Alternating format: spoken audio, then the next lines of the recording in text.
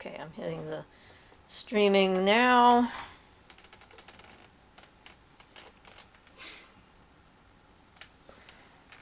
Okay. Let me do a refresh. Hey, everybody. We didn't get out here to turn on the heat till 20 after 1, so not too bad, though. I'm still not getting a... There it is. I have to refresh my browser a couple times. Cool.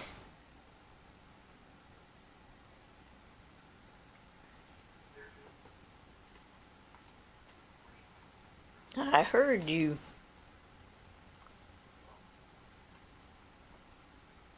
There we go. A couple people are showing up.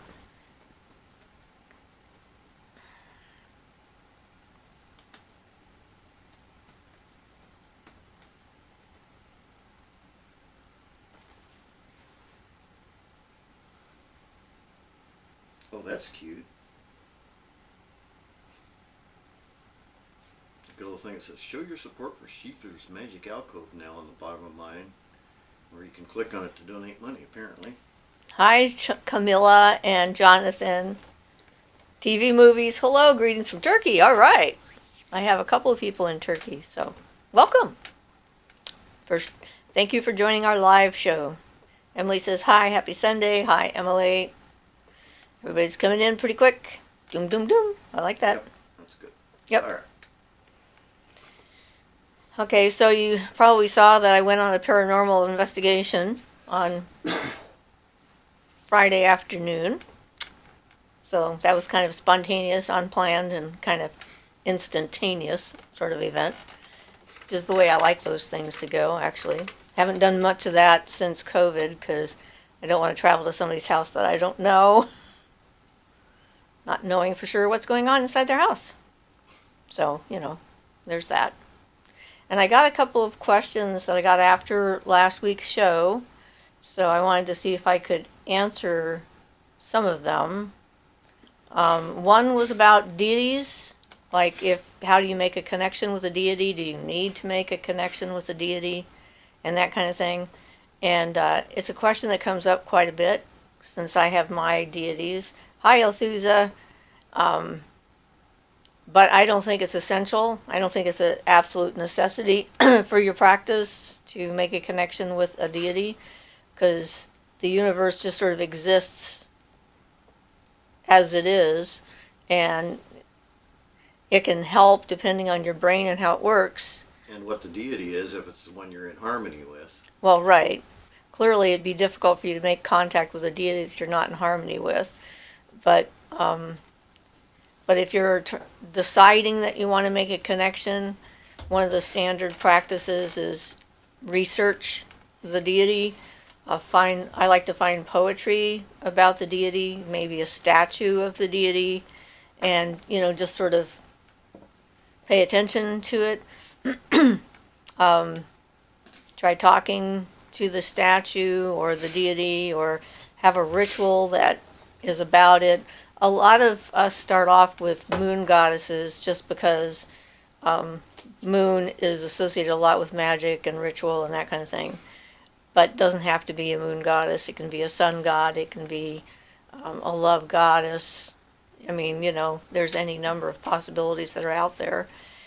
The main thing is that it represents an energy that you're in harmony with, and might represent something you're working on in yourself. And so connecting with that energy can help you to come to a greater understanding or a deeper connection to that attribute. It's one of the things I like about polytheism. There's whatever it is you're working on, there's somebody out there who can represent that particular struggle or attention or approach or energy or what have you. So makes it pretty simple. Hey, Violet, welcome. So that was one of the questions. I think it's individual for everyone as far as whether that works for them or not. And Yeah, I like meditating on the images and stuff, the old images, try to find as much old information as I can and meditate on that to bring all those aspects in and try to get in touch. I find that personally helps me to get in touch with a particular deity or power. Yeah, because a lot of times newer stuff is not, um, you know, necessarily accurate. Yeah, it can get, yeah, anyway. Violet says, well said. Whatever it is I'm working on, man, oh man. Well, sometimes you have to pick and choose what you're going to work on. Because it's kind of hard to work on everything at the same time. But another question that came in was if you have a spirit that approaches you, is there a way to communicate with that spirit without letting it in your body, as it were? Because, they're not particularly interested in channeling or mediumship and so forth. And I think yes, because I certainly communicate with spirits on a regular basis, and I don't let any of them in my body at this point, unless I'm choosing to sit down to do a channeling session or something.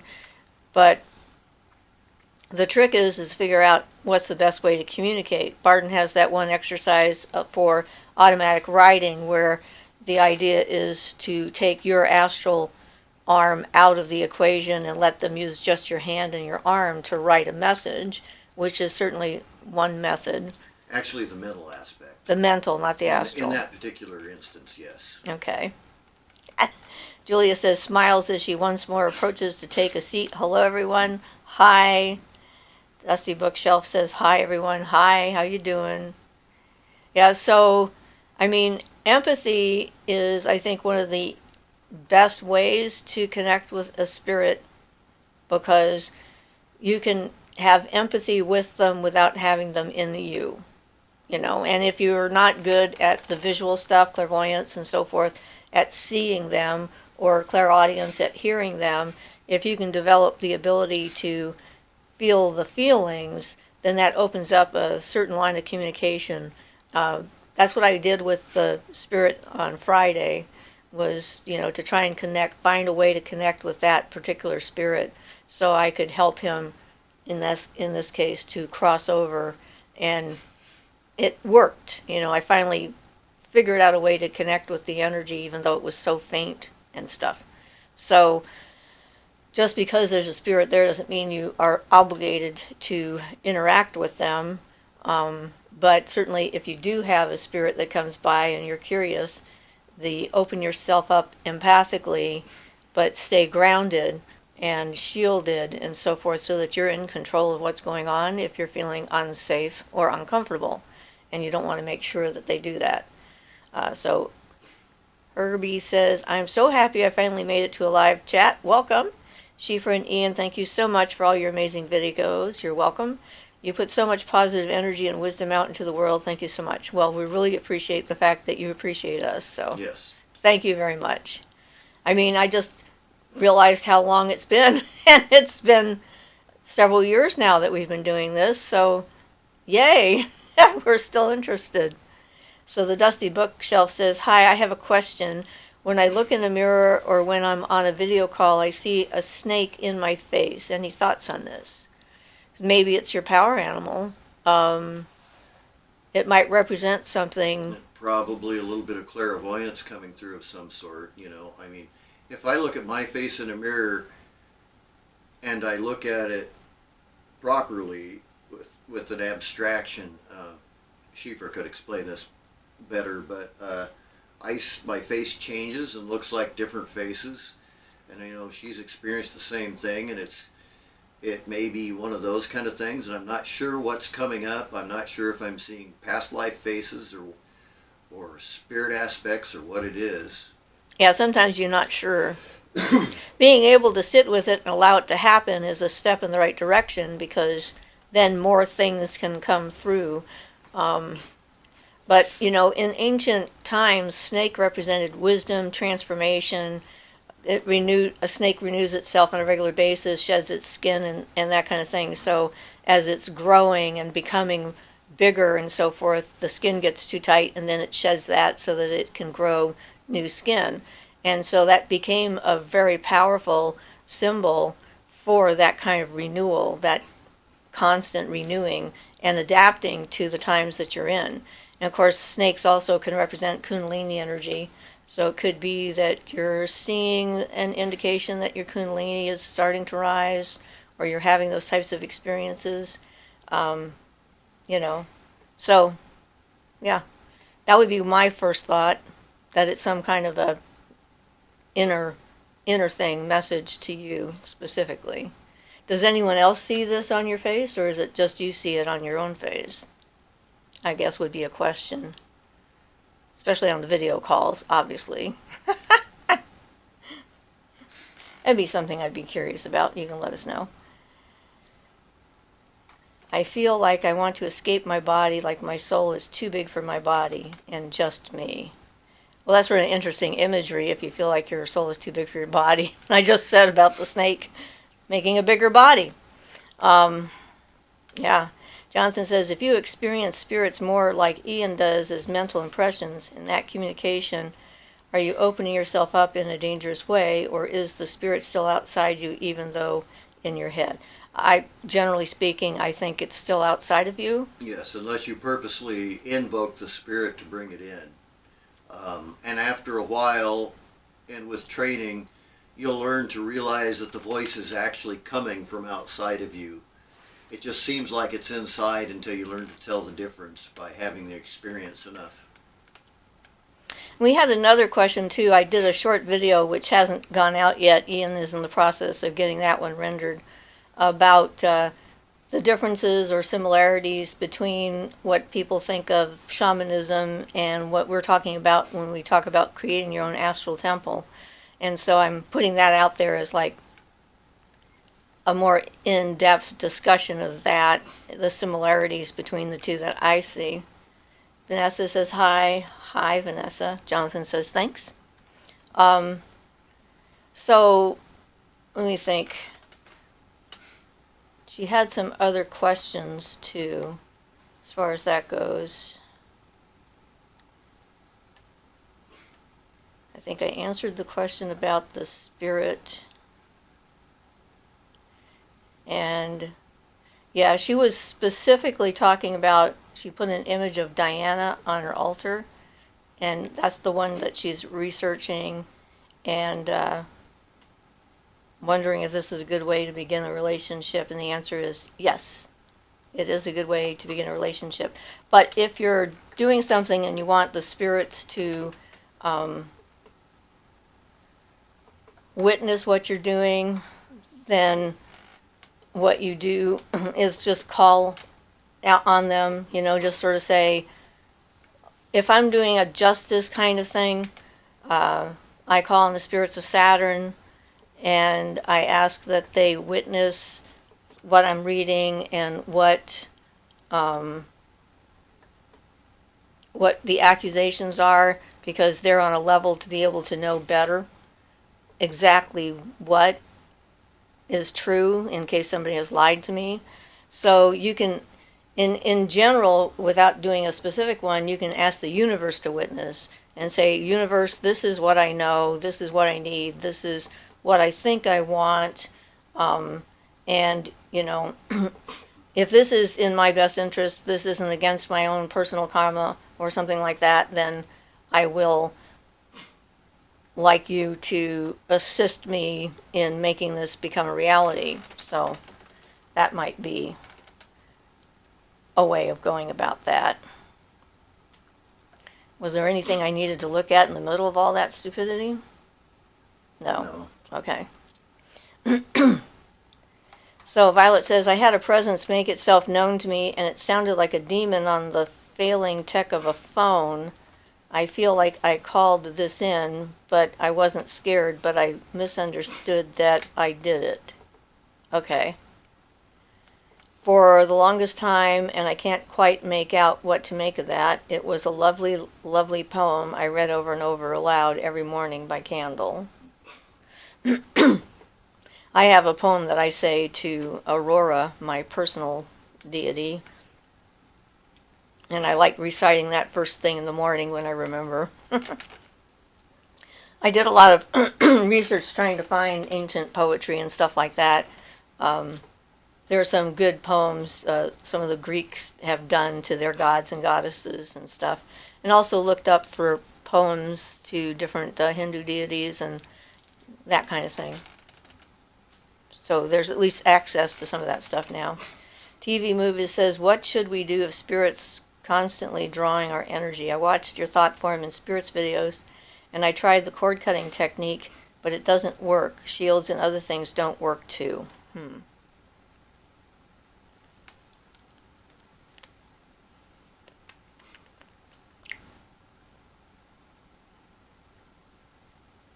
Well,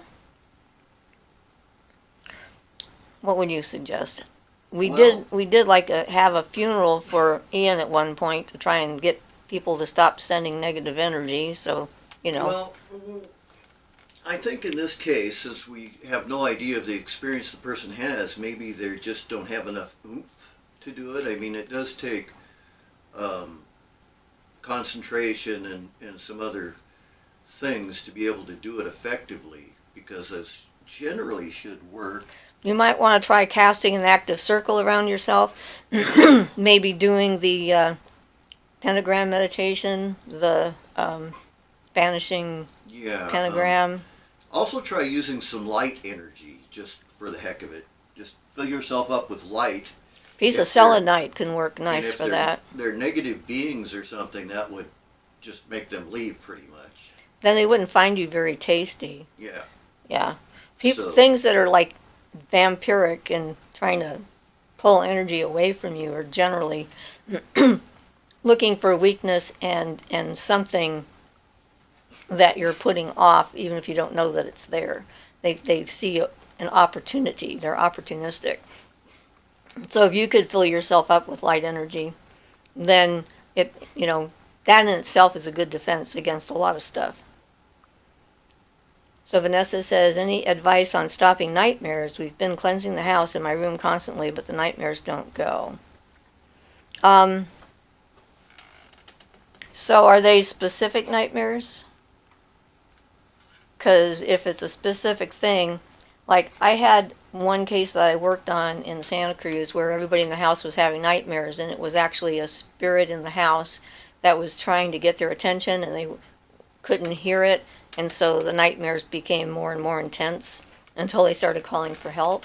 So sometimes, traditionally speaking, nightmares are not considered bad dreams in the sense that they're a dream that's trying to get your attention and you're failing to understand the message. So that's always one thing to look at. If you can understand the nightmare or figure out how to confront it, then generally speaking, they will stop. My granddaughter has a lot of nightmares, and I made a dream catcher for her, and it worked really well. So you can try something like that. There are certain stones that are supposed to be good for giving you good dreams and keeping bad dreams away. I don't know what you've tried. I think amethyst is one of them that people recommend for that. But I think labradorite might be a good one because it's got that reflective, protective kind of energy to it. And cleansing the house is good, but you need to take it to the next step and fill the house with energy, positive energy. So cook things that the smells have positive memories for you and make you feel good. You can, burn sweetgrass or something like that that is known for bringing in positive energy into a space. Take control of your environment. Play music that you like. Dance, change the energy of your environment and take control of your space. So that can help. You can try that and see how it works. So TV Movies says they are attracted to my mom too. Also, they are with us for the entire life. Okay. Thanks for the answer. Dusty Bookshelf says, this may sound stupid, but if you're not part of a coven, does this mean I'm not a real witch? No, that does not mean that. Absolutely not. Categorically, no. There are a whole lot of solitary witches out there. And one of the reasons is because there's a lot of stupid people out there who think they want to be in a coven and don't know what it takes. I did a video on coven versus solitary that you might want to watch, and I tell about some of my experiences of being in a coven and not being in a coven. Being a witch is, at its core, having a personal connection to the universe, an active connection with the universe outside of yourself, which begins the process of having that magical connection to a reality that's beyond just the physical, but it's the other parts of the universe. And so, yeah, if you're a witch, you're a witch, whether you have a coven or not. And those movies, there's a lot of movies. We just watched The Craft Legacy a couple weeks ago, and I actually like that better than the first one. But they still have this very basic error in all magic that everyone in the circle has got to be one element. So they had to have 4 people, 1 for each element. They don't address the fact that there's 5 elements, but whatever. But that's really not true. I mean, you don't have to have other people to fill your gap in your ability. You can fill your own gap and learn about the different elements and how to work with them and so forth and become a more evolved person. And that's a much better end result. Yeah, then you're a lot more balanced as an individual, because if you're running around, with a giant hole in your gut that's lacking this element, then things will come along and try and fill If it. I may, I'm going to interject something there real quick, just because it's a good example of overdoing one element. This is in a book by Lon Duquette, who's a ceremonial magician, Thelemic. He made a wand and he invoked fire into that wand. He was working on it like every day for, I think, a month, but it might have been like 6 months or something. He really spent a lot of time and effort onto it, just working with the fire element. And the water element came to get him when he had a giant explosion in the front yard, and all the city water pipes burst and flooded him out, because he had, it might have been coincidence, but it was entertaining to read anyway. Sorry. Yeah. So Violet says, this presence I told you about, it took me a full year to understand what had happened. I had forgotten all about the poem until I unpacked it. I hope it ain't bad mojo and there was a bigger meaning. Well, I mean, bad mojo depends on your perspective. Charity says, hello. Hi, Charity. Violet says, I think the bigger meaning for sure is in knowing without a doubt that these beings exist. Well, that sometimes is the point, because, if a god suddenly shows up, male or female god, whatever, and you can't deny the fact that there's some real power going on, it's harder later to say, Shay says, hi to everybody. Hello. Must be on your break. Dusty Bookshelf says, thank you. Vanessa says, sometimes everybody has nightmares, mostly just me, and I think I did feel a presence a couple of days ago. My dreams tend to be about being kidnapped or raped. I've worked with other dreams previously on what my subconscious brings to light, but I don't know what to do about these ones. They are very disturbing.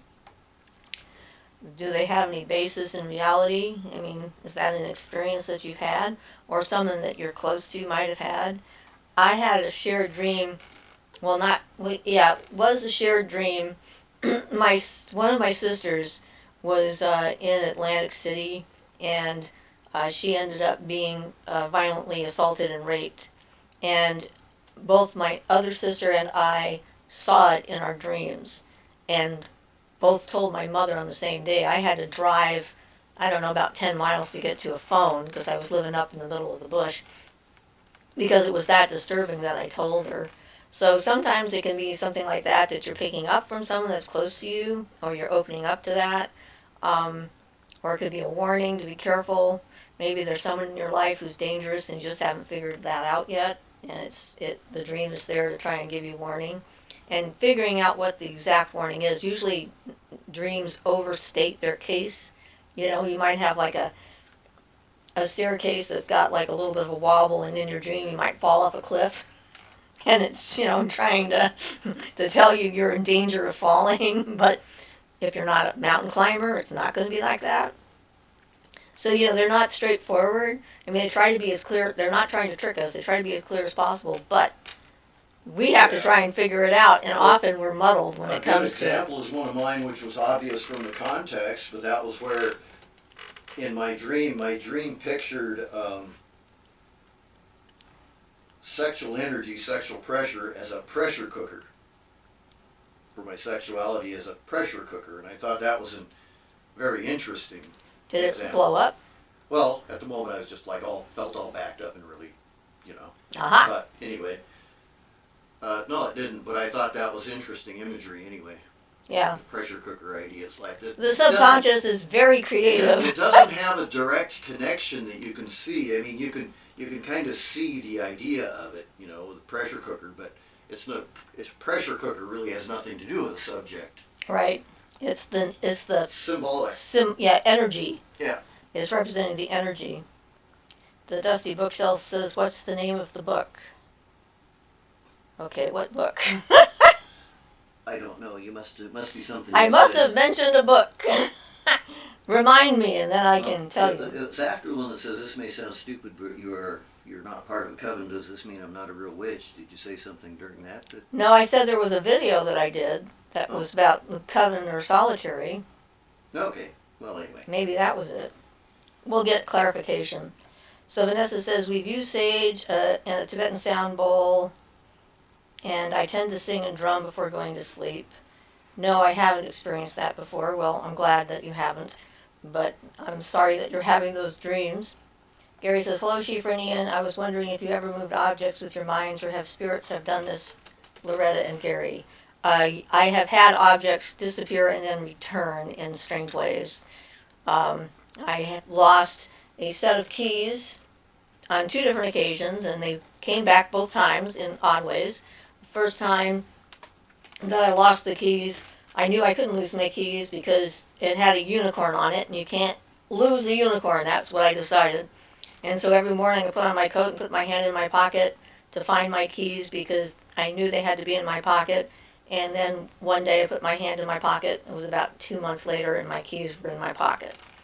And then there was another time that I lost the same set of keys, and I moved to another house, to another town, and had already unpacked, was going to school, and my daughter and I were sitting on the couch watching television, and my keys appeared in the middle of the air in front of our faces and fell to the floor. So that was interesting. So yeah, I've had that happen.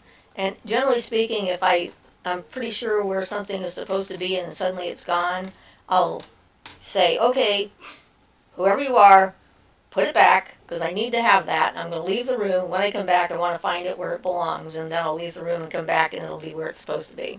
Almost always. So it's kind of interesting. So that was L'Homme Duquette. Thank you, Jonathan. Thank you, Ian. Sorry I wasn't clear. The book, I think it was The Thelemic Magic. I'll try to find it and see if I'm right. Or was it? In the house anyway. Oh, or was it the one about the tarot card deck? Well, I don't know which book it's in. See, Okay. Part of the problem is I heard it from him directly, so Right. I can't remember what book it's in. That's right, because we were with him, and he told us that story. Violet says that Lon Milo Duquette has a lot of literature. It will be hard to choose, and I know they're all great. I like Lon. And Dusty Bookshelf says, "Okay, thank you." I'm going to go in the house and look, because now I want to know. I've got it in a book, though. Now you've got him curious. He's going to try and go find the book. Well, plus I got to do some other things in there. We have so many bookshelves. In the temple, we've got 2 large bookshelves, most of which have got books on it, although that shelf has also got like candle holders and all kinds of other things and save bundles, etc., etc. Yeah, so The Magic of Thelema is not the right book. It's not in The Magic of Thelema. I think it's in the... I got to go in the other room to get it. Okay, he's going to go wander into the other room. So Jonathan says, "Siofra, you've met plenty of people who the Fae like, and plenty who want to contact them, but the Fae don't. Can you think of common traits of these people?"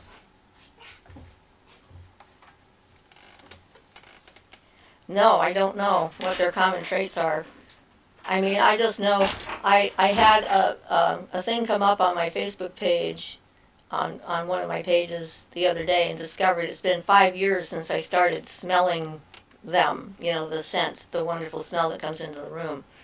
Um, and I really don't know. I think maybe respect and kindness is what they look for in humans. Um, I don't know. I don't know exactly why they were attracted to me when I was little, except I was a naturally kind individual and I was in an abusive situation, so I think they came around to try and help me, you know, give me some memories from childhood that I could later access when I finally started to heal from all of the trauma and the torture and everything. So, I don't know. I don't know their minds that well. Uh, yeah. So sorry. Charity says smile. Yeah, so, I mean, they're different and individual just like we are, you know, so, and they've got different jobs to do and they have different interests and that kind of thing, just like any individual out there might. So, some of them might like me and some of them might not, I suppose. I've never asked. Of course, I guess I don't meet the ones who might not like me. So Philippa says, hello, Siofra and Ian, how are you both doing? And hello all. Hi, Philippa. I answered a few of your questions at the beginning of this video, so you'll be able to watch it later. Yeah, so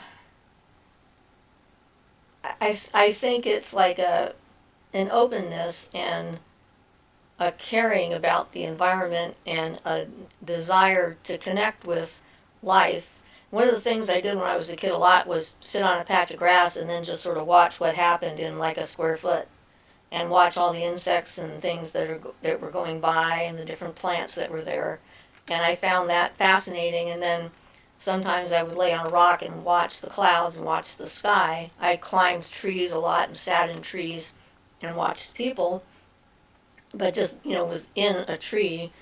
We had a tree house up in Quonset Point when my father was stationed there. That was in a neighbor's. It was sort of like a community yard kind of a thing. So we would go up there a lot and get in the tree house. So, you know, being outside and touching and being involved in life, I think, is probably a requirement for any connection that way. So, Felipa says, trust me to miss this. Thank you. I'll catch up in the morning. Jonathan says, doing well. Thanks, Phil. Vanessa says, hello. So, you know, life just sort of is a continuation, even though time is a construct that we experience as linear, it's not. So things that happen in the future can affect our past and vice versa. And I think that one of the things I remember doing when I first really started to become aware of that was I would start meditating and sending my younger self hope, you know, energy, and to tell that younger version of me that I was going to survive and everything was going to be okay. And I believe when I was younger, I felt that. You know, it's one of those interesting things about how time actually works. And sometimes things are coming and I know they're coming and there's nothing I can do about it. Other times things are coming and I know I can avoid them. And when I started having all those premonitions and so forth, I definitely figured that out pretty quickly, that some premonitions were there to warn me to get out of the way and others were just information and this is going to happen no matter what you do. So TV Movie says, some occultists say we should not do protection to ourselves because if a negative energy or spirit comes to us, it is because we have negativity in us. Is this true? What is your opinion? I think it's likely true that we attract who we are. So changing ourselves and then doing protection would be the thing to do. I mean, the best defense is to become the most complete version of you. To know who you are, to be able to be grounded and centered, to know your own thoughts, to have good, healthy boundaries, not just in energetic boundaries, but in your life. So if in your life people walk all over you and do whatever they want, then telling a spirit that, you know, you're setting down these rules and they're not allowed to cross a barrier, why would they listen to you? Because your everyday actions say the opposite. They see the reality of what we are and who we are and what we do. So you have to be consistent throughout your life in order to make that work. So when you're transitioning from dealing with the negative stuff that we all have at one point or another and processing that, and then choosing what you want to replace it with, you know, there is like this period of time where things are kind of confusing. I mean, when I was going through that in Regina, Saskatchewan, was when I think I started doing that. That's when I started channeling. I felt extremely exhausted and hopeless and full of despair, like I was in a big dark hole and I couldn't see any light. And that was actually when the tree in my backyard came out and gave me hope by wrapping its energetic arms around me. And the energy that it had was so completely different from the energy I was experiencing that I had no doubt that it was real. And that sort of brought me out of myself and started me on a completely different path, like not caring what people thought of me so much, because we're not that bright. I say this often, but it's true. We're very confused as individuals. We don't know who we are. We don't know what we want. We don't know what we're doing. We tend to project all of that on the world around us. And so, you know, why would that be different in the spirit world? So I believe that what you put out is what you get, which is why we recommended the idea of the light energy. Selenite is a really good one for that. Get a piece of selenite and just carry that around in your pocket, and it just does a thing on its own. It'll sort of fill your energetic body with that kind of light energy and help dispel things and allow you the time and space you need to deal with your own stuff. Because it's not that it's an escape. You can't escape your things. You have to like deal with them and confront them and then choose to change them and change yourself. There's often, we get this idea that we are who we are, this is just what we have to deal with, and we don't have a choice in the matter. And for a very few things that's true, like the color of your eyes or your height or the genetics that you're born into. But when it comes to your emotional responses, none of that is true. You can completely transform and change yourself, but it just takes a heck of a lot of work, and you have to decide that it's the most important thing that you need to do for yourself, is to become the best version of you. It's at that chapter, if you open it there. Okay, so the book is called My Life with the Spirits, Adventures of a Modern Magician. And chapter 14 is titled My Magic Wand. And chapter 14, does it have page numbers? Yeah. Page 79 is the page about the magic wand. Congratulations, you did a good job. There's a whole chapter about it. Well, yeah, right, that's why I said 79 is where the chapter begins. So this is what it looks like. So apparently we're going to plug Lon Well, that's okay. briefly. And so there you go if you're looking for the book. Yeah. Okay. Answer that question. So, Jonathan says, what content and features would you add to a ceremonial ritual to respectfully call local nature spirits to a meet and greet? Something elaborate. I would do it outdoors. For one, I would not do it inside. If you're trying to meet the nature spirits, you need to go where they exist. I would add the elements that that are nurturing, like water and sunlight for the fire. Yeah, generally just the respectful nature is the way to go for sure. You could set up your own stone circle. You can build your own circle out of stones. There's nothing that stops you from doing that. So you can, go about and find some stones and you can make your own sacred grove. And then around some nature, obviously trees or whatever, and then enter into the circle, and then invite them to enter into the other side of the circle for a meet and greet. That would be something that I might think of to doing. And then just treating that space as a sacred space, becomes sacred by how you act around it and how you think about it. That's how things become sacred. So, I don't know how elaborate that is, though. Gary and I have been hearing each other in separate parts of the house, but when we asked, did you say something, we did not say anything telepathy or spirit playing. Ian and I have telepathy on a regular basis, and if you guys are close, like it seems like you probably are, I would think it was telepathy. I mean, telepathy is a real thing, and sometimes it comes in words, sometimes it comes in feelings, sometimes it comes in pictures. One of our more common things, we'll be watching a TV show or something, and we'll see an actor or an actress on the show, and Ian will think, I wonder who that is, and I'll think, he's wondering who that is. Who is that? And then I'll say the name. And then he'll go, how did you know? Like, because I saw it in my head. So yeah, probably not spirits playing around with you, although they could do that too. But if it's a reasonable communication and, specific to you kind of thing, I would say that's probably what it is.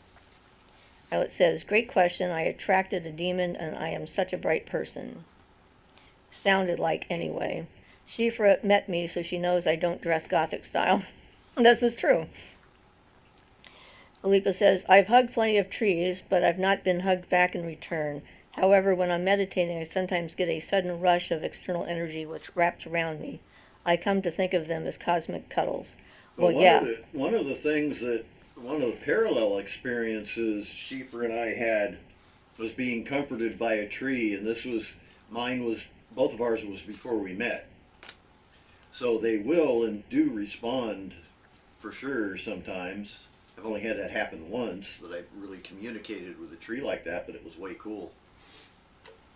Yeah, and when I say hugged, it sort of felt like a hug. It was a presence that wrapped itself around me, and it was so wonderful and comforting, and I was feeling very, very sad. I mean, yes, and I was crying so hard at that point, sitting on the, on the porch in the back, and absolutely, like when I was little, I would cry myself to sleep every night, and I would just have what I call soul sobs.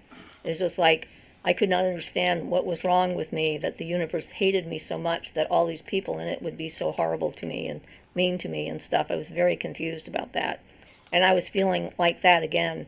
And that's when it happened, and it was just so different to how I was feeling. It seriously could not have come from me, unless it was from my future me, which I suppose is possible. But I started talking to the tree in the backyard, and then things revolved from there, so I'm pretty sure it was the tree. Yeah, no, my situation was similar enough, and it was the tree trying to comfort me. And yeah, there's no way of really explaining that otherwise. I like that term, cosmic cuddles, though. Yeah. RD says, I just had a really cool experience with a dragon this morning, very much like what you said about the tree. Amazing being. It was my first time being contacted by one of them. Cool. Awesome. They're big. The Dusty Bookshelf says, thank you. Charity says, my brother finally got to come home after 3 years. He is home safe with our mama now. Oh, good. I'm glad to hear that. I'm sorry that he was not able to come home for that long. Jonathan says, Stone Circle is a cool idea, thanks. You're welcome. And then when you get it, you can send me a picture, right? Andy Oxide says, hello, Siofra. So glad Ian is doing well. So am I. And of course, since he's doing well, everything in the house that has been waiting to break has suddenly started to break. So it's keeping it busy. It's going like, is he ready yet? Is he ready yet? Okay, let go. Like it saved everything up. It's going to be a fun winter and summer. We'll have a few projects for sure. Violet says, I just ordered that book. So cool. The Long Duquette book, I'm assuming. Awesome. Charity says, been focusing on breaking generational family curses. That would be difficult. I mean, I think it can be done, but generational family curses are a powerful thing. So changing yourself and becoming less like everyone else in your family, I think, energetically would be the key, but depending on the curse. Jane B says, hello, happy Sunday. Happy Sunday to you, too. Ian says, thanks, Andy. Philippa says, I've shouted at my son in my mind once, and he was over an hour's drive from me, and he heard me. I like telepathy. It happens. That stuff happens. Happens to us. Yep. Just between us mostly, but... I had it happen with that weird client once where his voice was in my head when he was trying to get in my body, but that was very different. He was kind of obnoxious. He was trying to violate my sacred space. And I'm like, get the hell out. So Andy says that, Ian, curious what school of thought you have on this, demon or demon? Yeah, as in spirit. D-A-E-M-O-N. Well, I would consider using the D-A-E-M-O-N and have no problem with that according to the original meanings of it. But the meaning of demon has come to indicate a bad guy in the Christian hierarchy. So I tend to not use that term because if they are out there, they're just beings like other beings. They're just negative ones. So.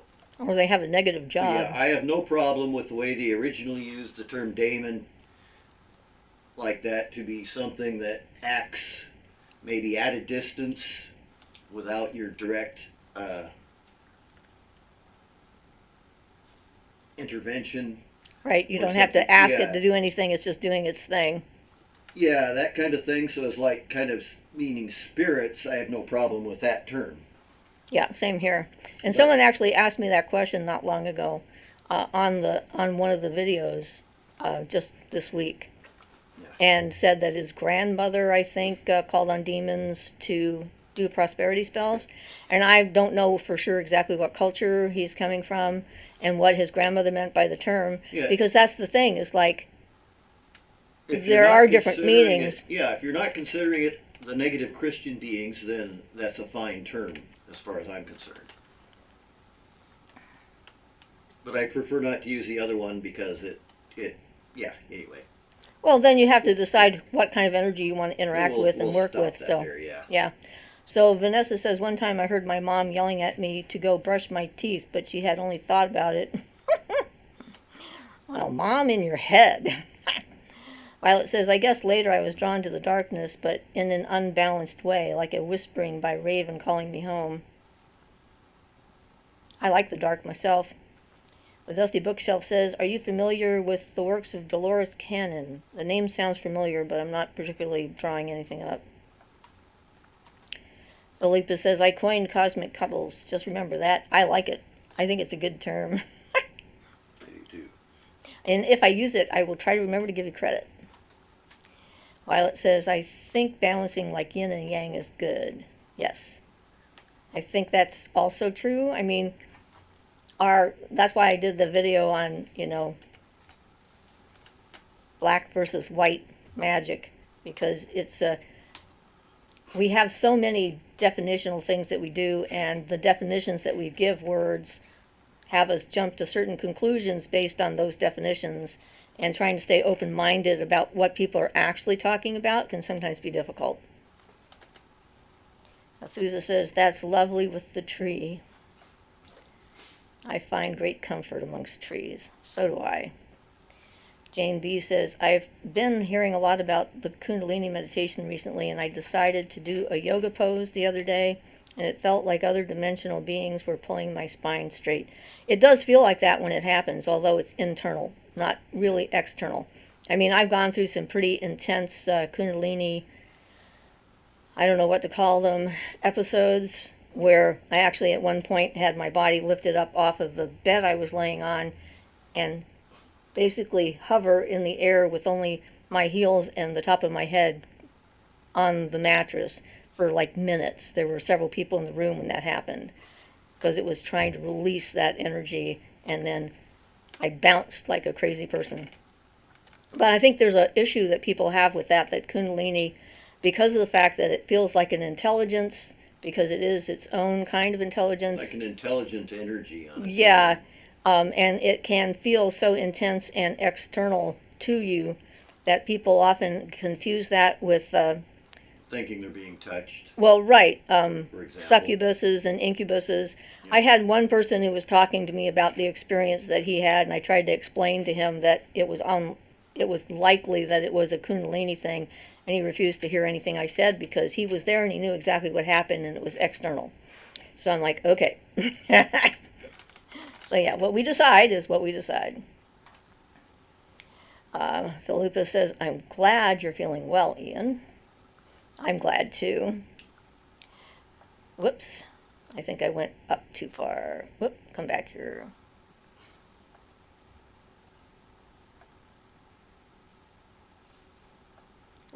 Violet says, oh, there's weather permitting. There we go. Are you doing any winter solstice celebration? Gary and I are going to have a fire outside, safely weather permitting. I don't know. We're probably just going to hang out. Did you miss the one? I think I was trying to go up to there. I think you missed one by Philippa. Yeah, first Vanessa, so wonderful, trees give so much love. Philippa says, when I was checking in with and cleansing my aura a few days back, my aura bubble seemed to be shattered. Parts of it were too close to me and other parts were too far away. I was physically swaying and my energy flowing through me was warping. Could I have taken a psychic hit? You might have been just being tuned. I haven't experienced anything like that, so I don't really have a suggestion.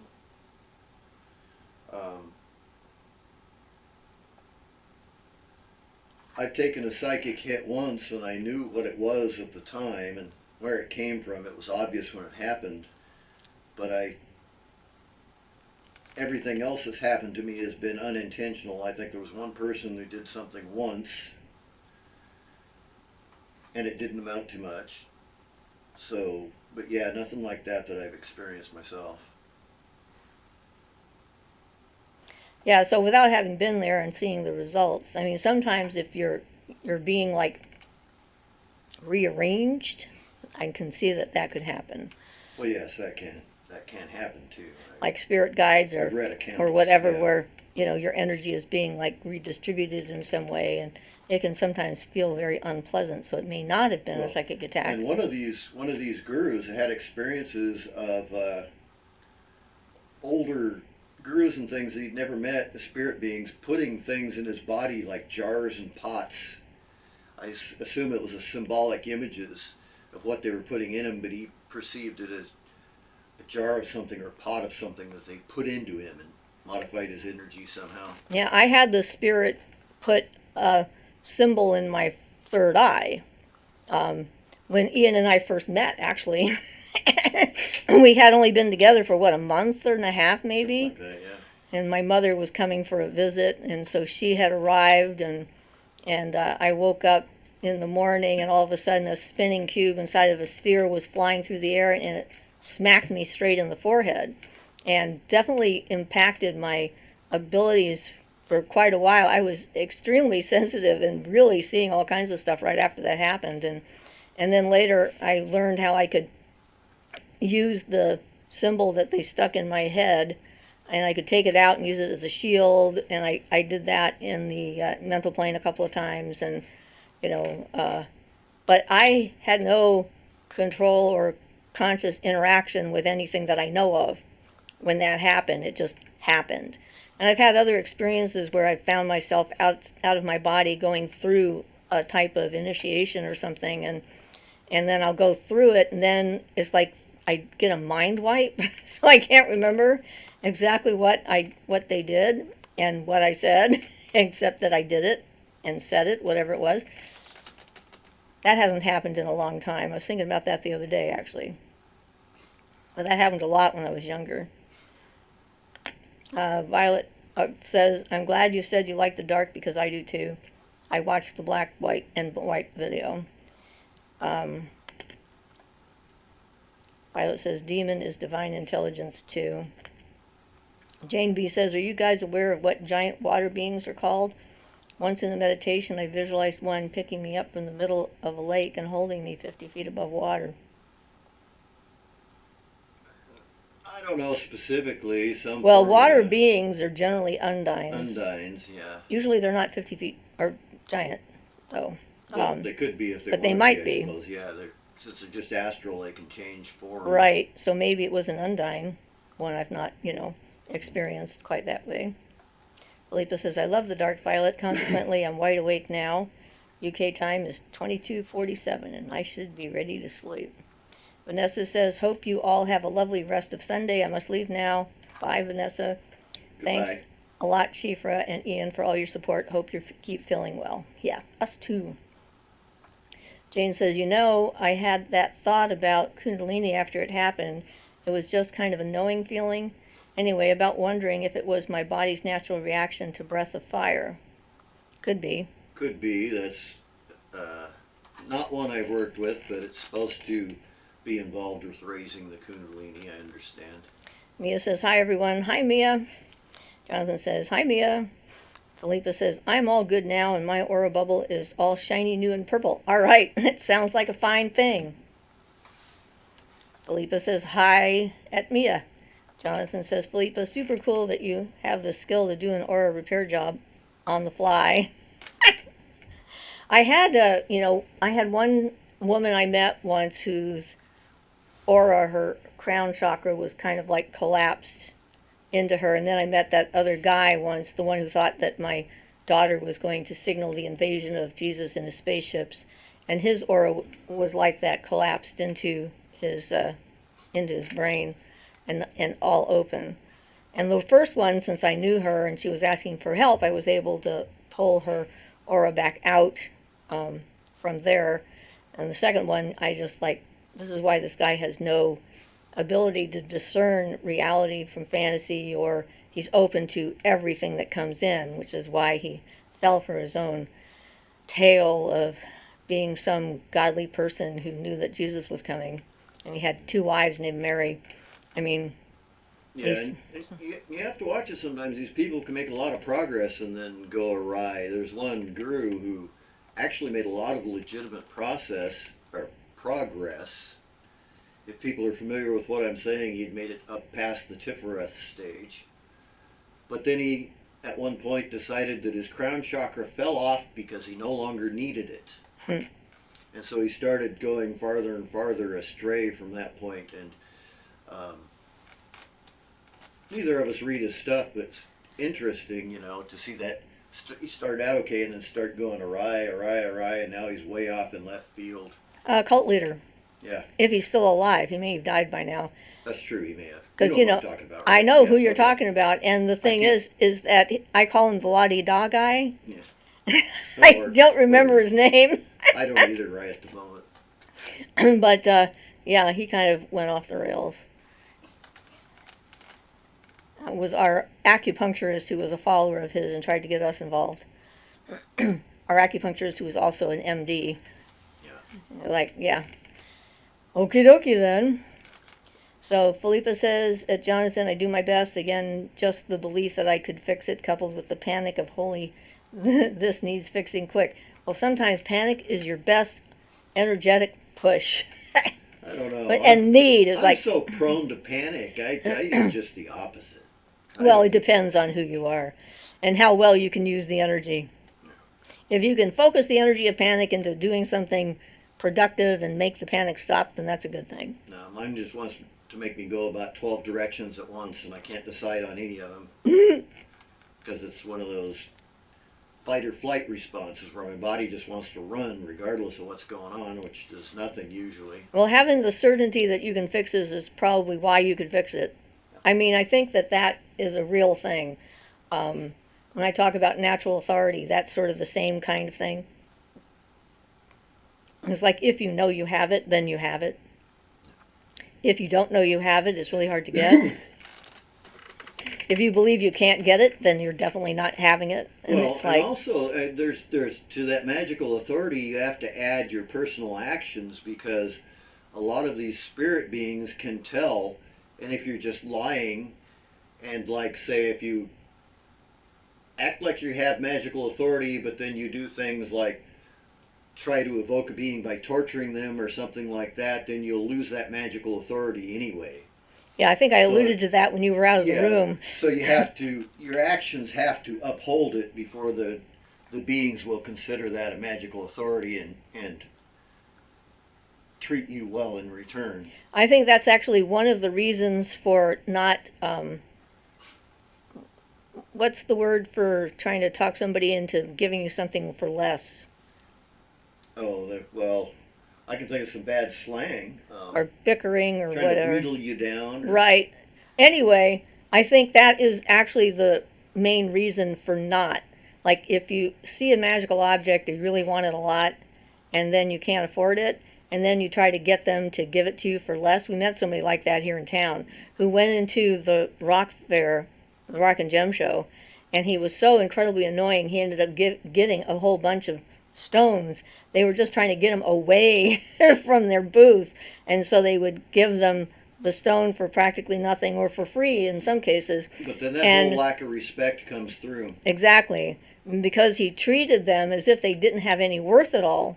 That's his actions were saying, that he didn't value them. And that's what his subconscious and is saying. and so that means that they weren't going to work at the same level.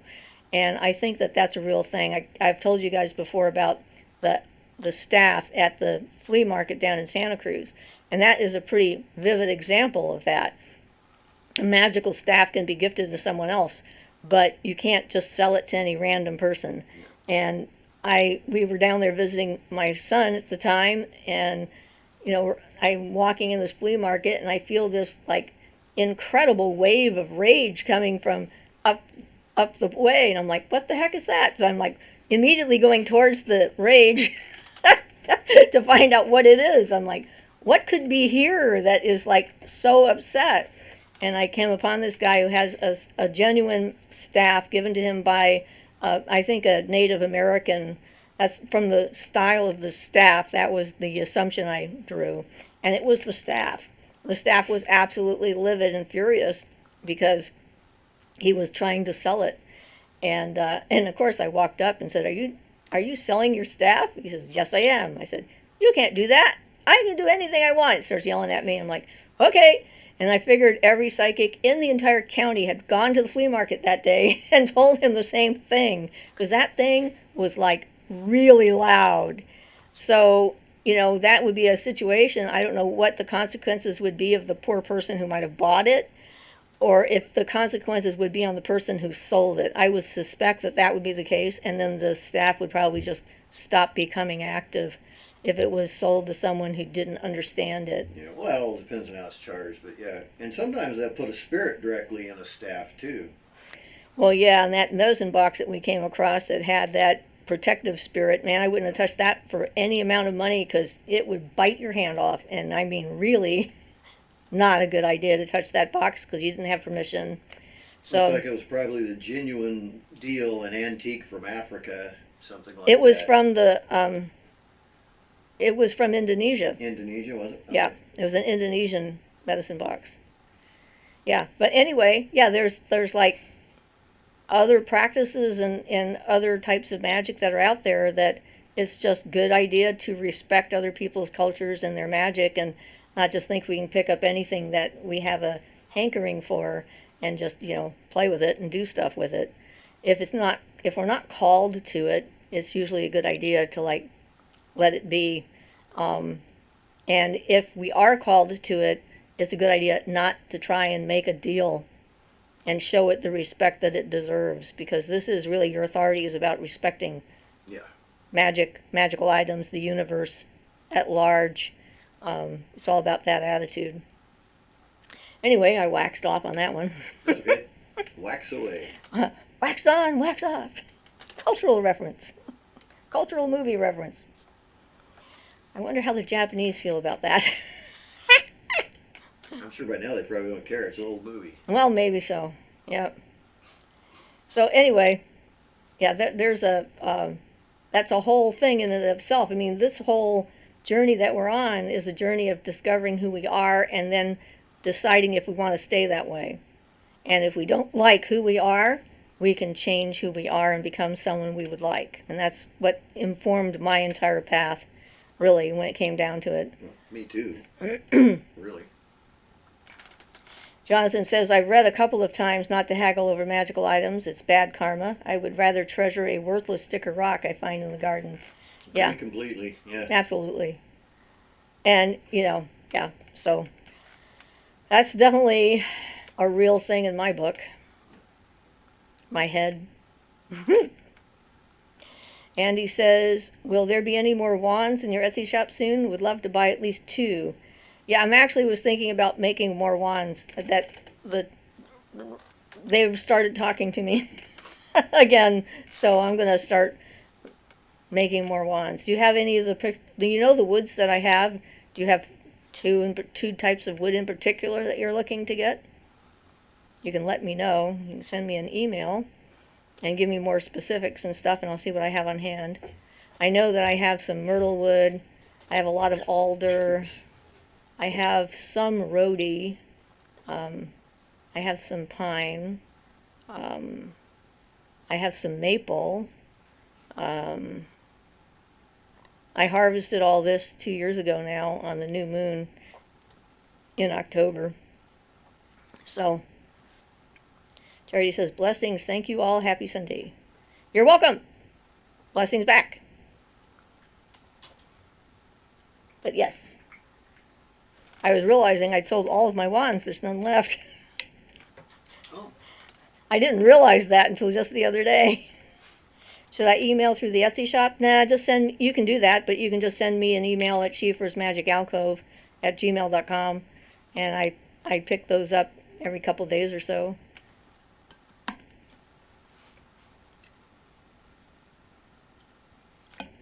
I mean, going through Etsy works, but then I have to log into Etsy and to respond. Not that that's difficult. I still pick that up in my email, at my email account. So it's at that email address that I get all those correspondences from the Etsy shop. So I'm going to put some of my jewelry on there. I started working on that last week, but boy, is it mind-boggling to take it off of one site to put it on another. Oh, I bet it is, yeah. And then to figure out what their rules are and stuff like that. My brain was like, I can only do that kind of stuff for a period of time, and then my brain just says stop. Well, that's what happens when I do the computer stuff, which I'm going to need to do. Yeah. So Philippa says, I get gifted many magical items on a weekly basis. I came home the other day to find one of the kids had arranged goose and pigeon feathers on my bed. Ah! And then there's the countless pine cones. Oh, yes. This time of year especially. Joy says, what do you use to treat the wood again? I forgot what kind of oil you use. I made my own. I got some frankincense. And I ground up the frankincense in my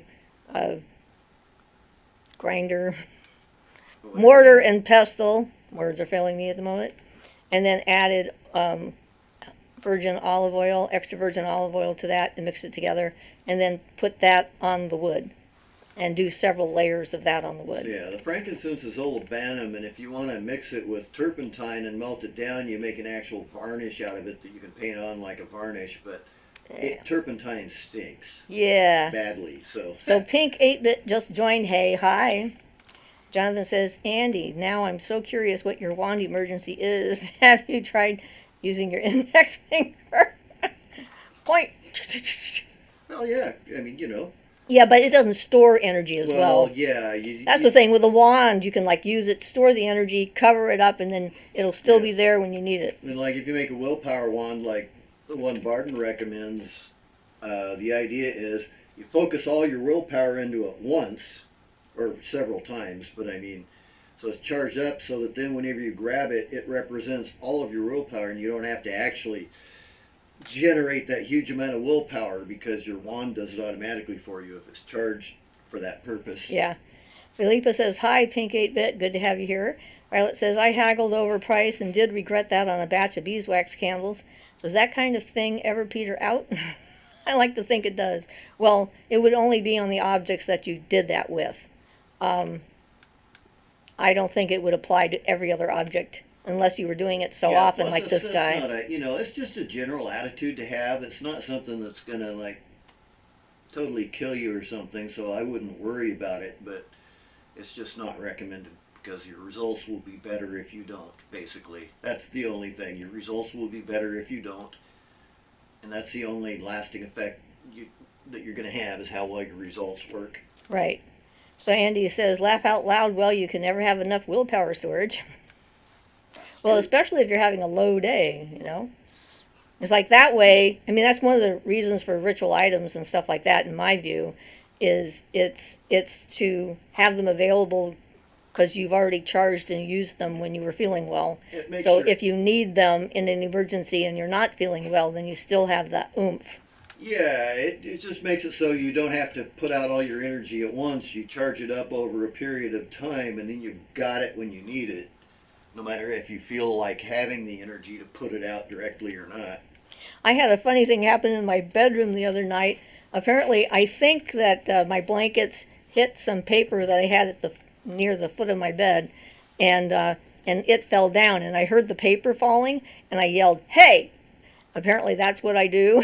If I think of spirits acting up, I call them on it, and I thought, oh, okay. I don't think that actually was a spirit, but that's kind of funny. I found it. You found it. All right. Found it. Yay! I knew you couldn't have lost it. You found a headband that he's been looking for. You want to show it to them? Yeah, why not? Okay. Just 'cause Which I way just goes found it, which? I've been looking for it. This way. Okay. So this is his silk. Is this silk or this is a ribbon? Yeah, it goes around the belt, though. Right. Oh, this is a belt, Yeah. not a headband. Yeah. All right. So this is his magic belt. Make sure you guys can see it. I should look at the camera, not that at it the matters, it's screen. just, So since I there you just go. found it right He's down, pretty I've friggin' excited about it. been looking for that for some months. All right. And here it was in the temple where it Yep. belongs.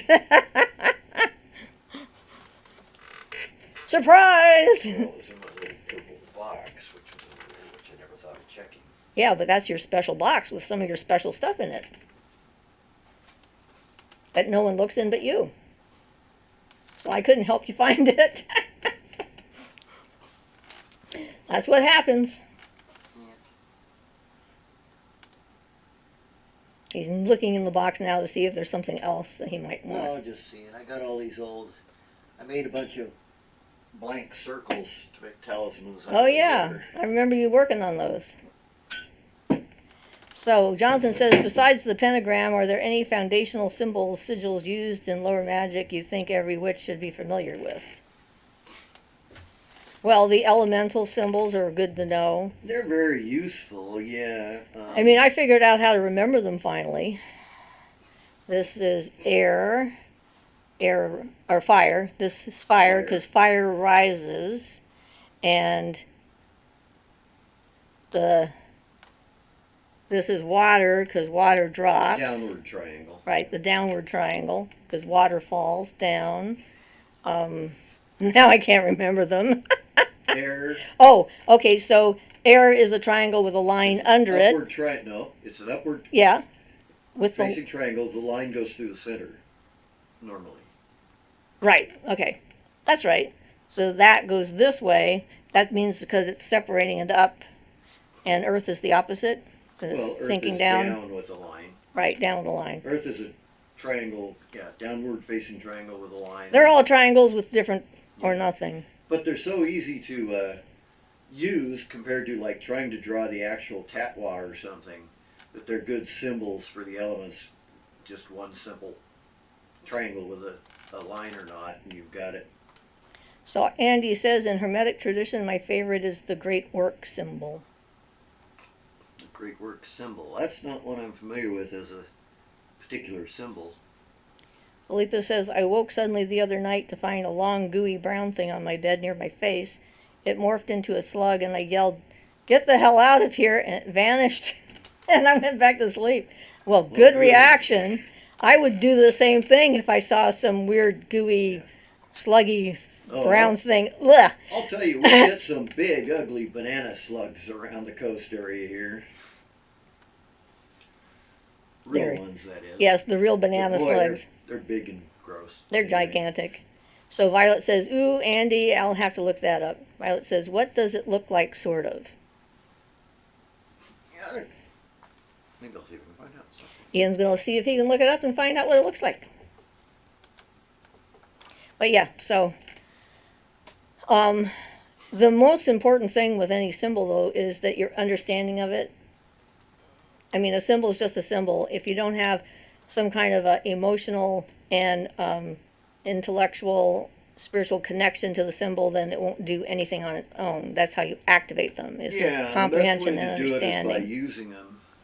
Andy says it's a triangle with a square in it, and inside the square is a circle. Ah, okay.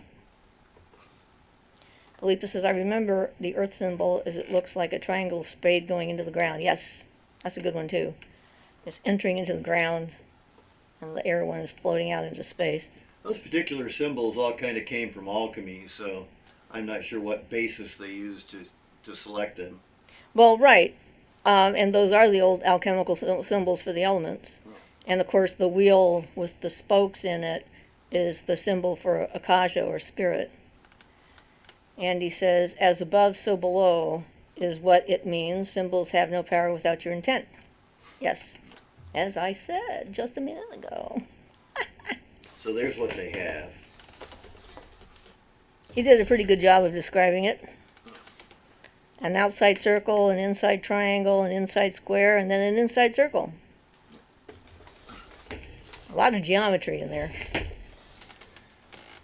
Yeah, I'm not sure why the triangle outside the square, but I'd have to delve into the symbolism to see. Well, like a reverse or an upside down triangle often means manifestation, so a right side up one would be spirit, going up into the spirit maybe, rising up. Well, in general, a triangle being three-sided is attributed to Saturn and has the capability of condensing things down or making them materialize, because the proper triangle represented by a red and blue line at the top descending down indicating the two polarities, and then the line at the bottom being a violet color is a mixture of the two polarities, and being condensation and condensing down.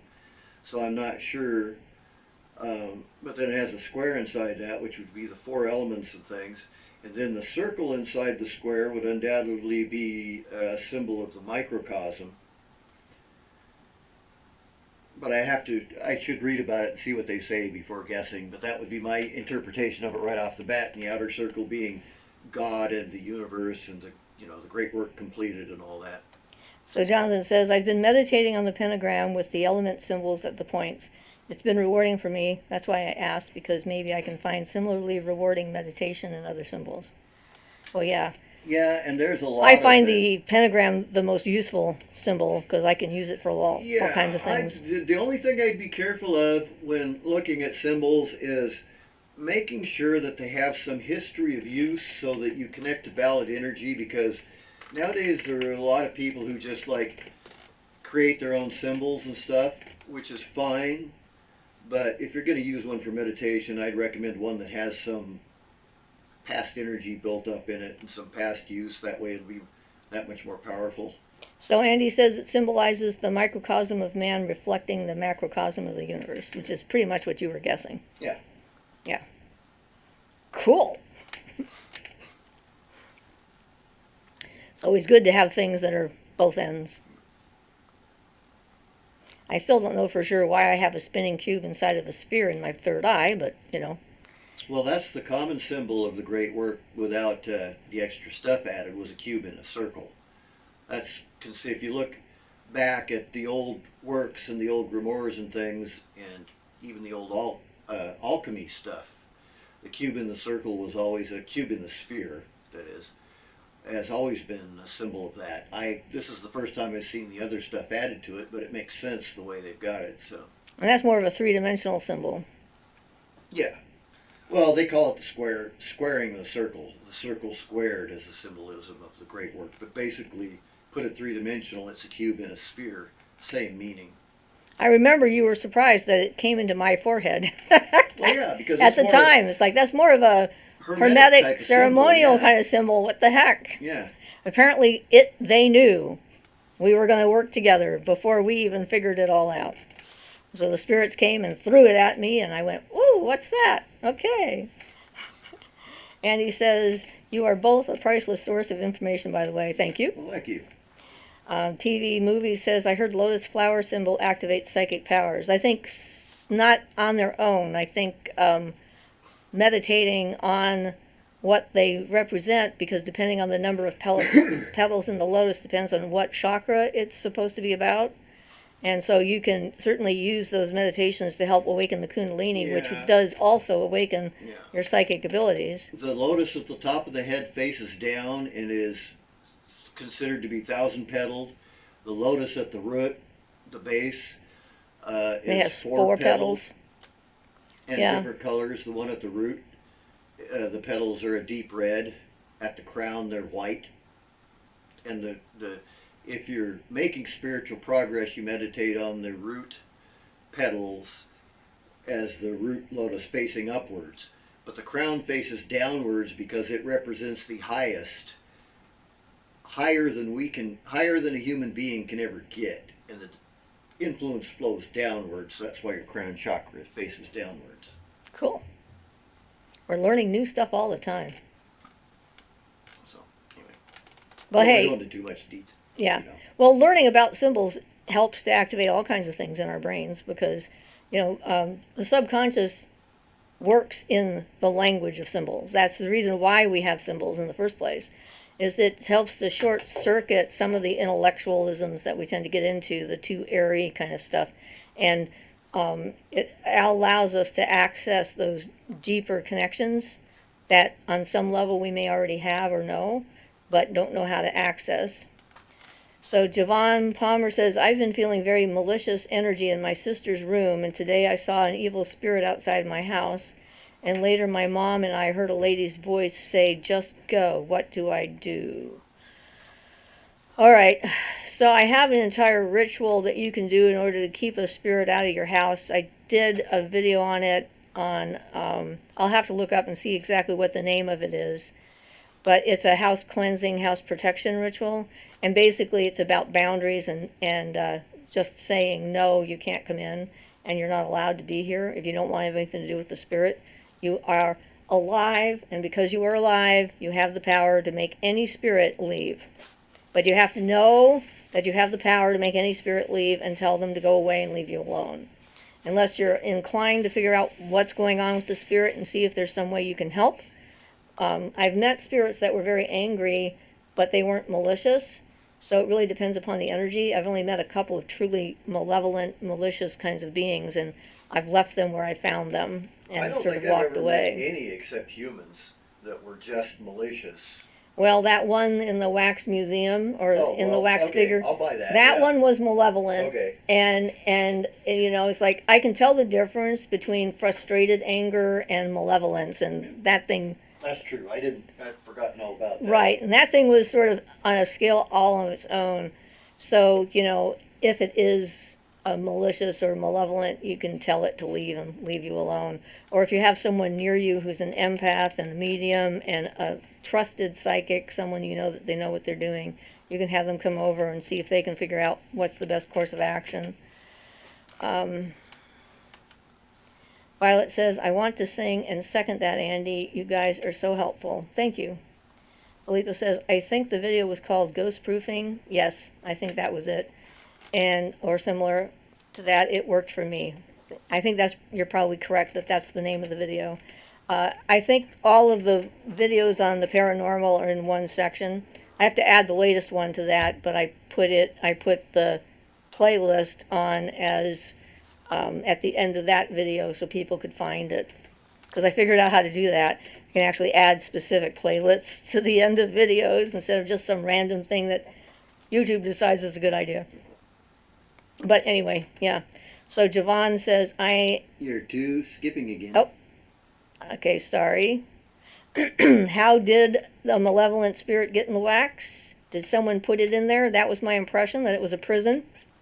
And it was beyond my pay grade, so... Well, yeah, we don't really know. We just found it at an old... it was at... Ship to shore and... Yeah, it was a museum.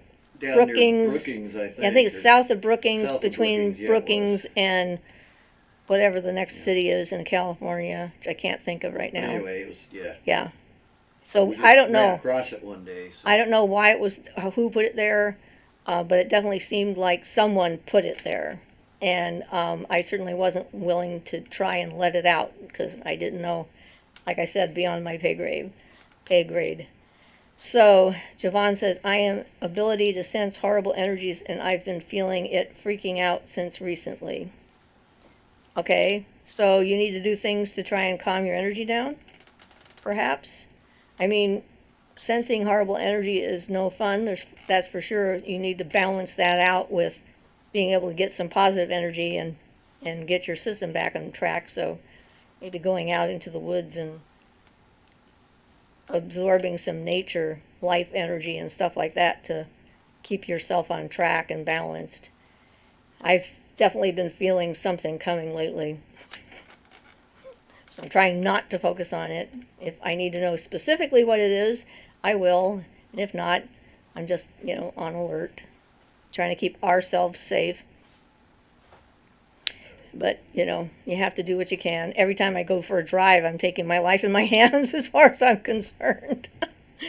The way the people around here don't know how to drive. Well, it looks like we're getting to the point where you should ask for any other questions or any last questions. Yep, because we got about 5 minutes. Anybody want to know something just in the last few minutes? I guess it would be the time to ask.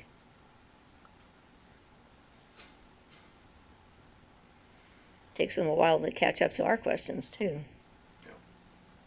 Love that delay. Yeah, well. Yeah, a lot that. Speaking of Lon DeCat, the book's interesting because it deals with his subject. A lot of people have been asking about his dealing with the goetic spirits in particular.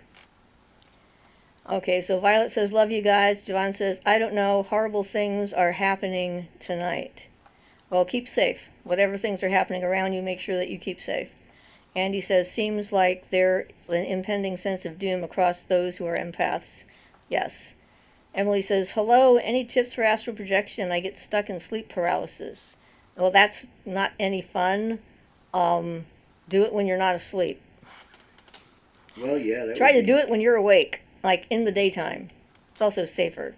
You don't feel any, Yeah, I'd say, and if any help for that, if you get stuck in sleep paralysis, try to see if just relaxing enough, try to relax completely and lose all anxiety and see if you can float out of your body.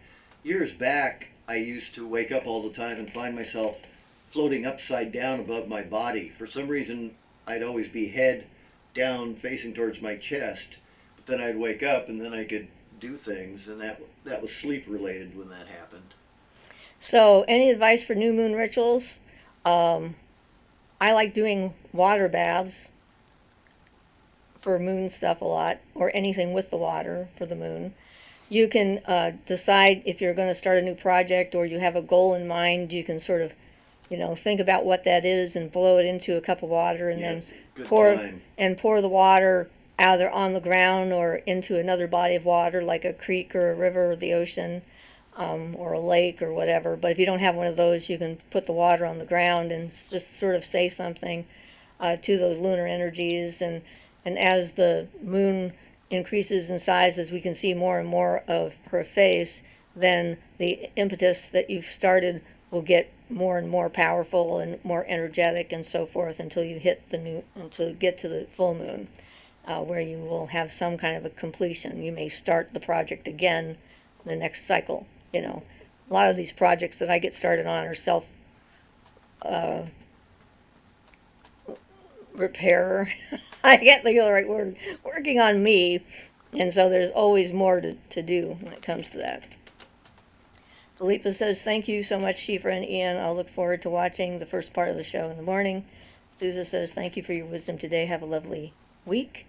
Philippa says, good night. Or should I say good morning?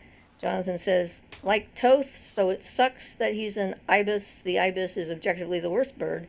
They are terrible creatures, unavoidable in many parts of the world. They're awful. Good night. Never knew an ibis. I never knew an ibis was horrible, and I'm sorry that they're a horrible bird. Javon says, there was a randomly rusty nail that came out of nowhere that my family could have stepped on. Well, I'm glad you avoided it. And Emily said, thank you. John says, would sage work? Sage is always a good idea for banishing. Looks like Ian addressed that. Interesting, Jonathan, on the ibis. boiling cedar boughs helps to get rid of any energy that's, if you think there's energy attached to you specifically, get a wooden board, stick it over your bathtub, sit on it, put your hands and feet in the water, and it'll drain it out.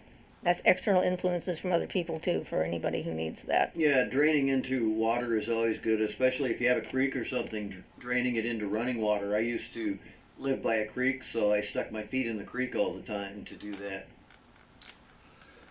Taking care of your own self is a good idea. So, Philippa says to Jonathan, we need to talk about this ibis thing further. Andy says, good night, you guys. I will email you tomorrow about the wands. Thank you both for all you do. You're Awesome. welcome. I look Thank forward to you, hearing from you. everybody. And Violet says, what invokes? I think we were talking about the moon. Yeah, well, Holywood. Are we talking about wands for invoking? Well, I think just a wood, what type of wood. But it depends on, more or less on what you're doing. There are definitely things that bring in positive energies and things when you use them. I'm kind of drawing a blank on that right now. My incenses and stuff are not coming to mind. So. Well, that's okay. We're up to our, a little after our hour. I like, add one more little thing. I like frankincense and myrrh myself because my feeling is that the frankincense is a cleansing and the myrrh is invoking, so it brings in the, myrrh brings in the good energy, frankincense clears out the bad. That's my particular feeling on that matter. Sweetgrass is like the opposite of sage for the energy. Yeah, it would be a good invoking type of energy. It brings in positive and fills the space. So anyway, I guess we have to stop. Yep. So thank you all for being here, and send me your questions, and I'll see you all next week. Goodbye, all. We really Blessed appreciate this. It's fun. be, and thank you for being here. Alrighty. Bye-bye.